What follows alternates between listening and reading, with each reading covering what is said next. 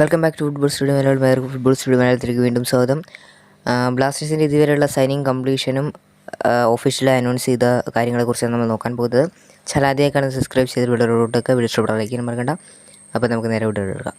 Blasters ഇപ്പോൾ complete ചെയ്തിട്ടുള്ള ഒഫീഷ്യലായിട്ട് വന്നിട്ടുള്ള സൈനിങ്ങിനെ കുറിച്ചാണ് നമ്മൾ നോക്കാൻ പോകുന്നത്. ആദ്യം തന്നെ കോച്ചിൻ്റെ അനൗൺസ്മെൻറ്റ് വന്നിട്ടിപ്പം കുറച്ചായി, എനിക്ക് തോന്നുന്നൊരു മാസത്തിന് അടുത്തായിട്ടുണ്ടാവും വന്നിട്ടുണ്ട്. കോച്ചിൻ്റെ പേര് മിക്കിൽ സ്റ്റാറെ എന്നാണ്. ഒരു സ്വീഡിഷ് പരിശീലകനാണ്. ISL ആദ്യമായിട്ടാണ് ഒരു സ്വീഡിഷ് പരിശീലകൻ വരുന്നത് എന്നൊരു പ്രത്യേകത കൂടിയുണ്ട്. അദ്ദേഹത്തിന് കളിപ്പിച്ച ക്ലബ്ബുകളിലൊക്കെ മോശമല്ലാത്ത റെക്കോർഡ് തന്നെയാണ് നിലവിലുള്ളത്. അതുപോലെ തന്നെ ബ്ലാസ്റ്റേഴ്സ് അസിസ്റ്റൻറ്റ് കോച്ചിനെയും കൊണ്ടുവന്നിട്ടുണ്ട്. ബിജോൺ റെസ്റ്റർ എന്ന് പറയുന്ന അസിസ്റ്റൻറ്റ് കോച്ചിനെ കൂടി ബ്ലാസ്റ്റേഴ്സ് സൈൻ ചെയ്തിട്ടുണ്ട്. അതുപോലെ തന്നെ പതിവിൽ നിന്ന് വിപരീതമായിട്ട് മറ്റൊരു പൊസിഷനിലേക്ക്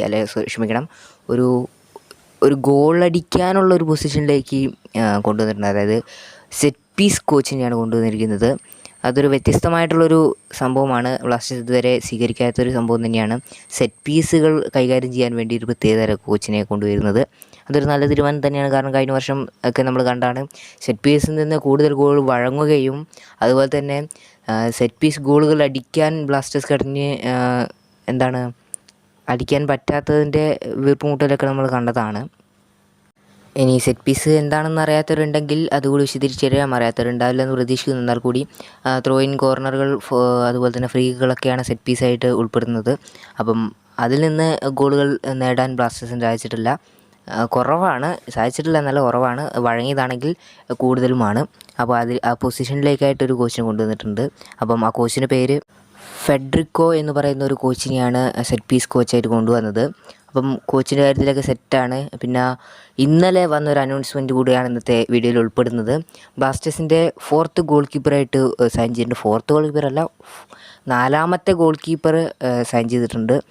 4ാമത്തെ ഗോൾ കീപ്പറെയാണ് സൈൻ ചെയ്തത്.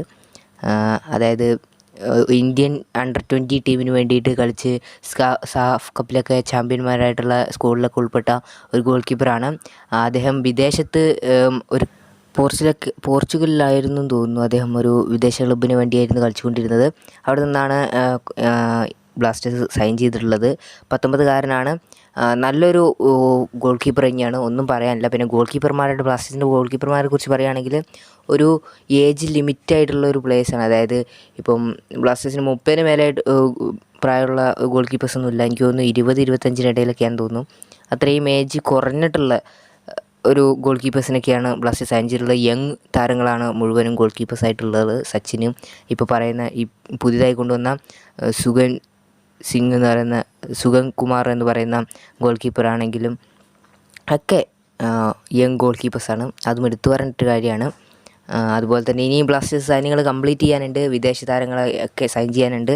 അപ്പം കാത്തിരുന്ന് കാണാം. മറ്റു വീഡിയോ കിട്ടാം. Thanks for watching. ലൈക്ക് ചെയ്യുക, സബ്സ്ക്രൈബ് അതിലൂട്ട് നോട്ടുക.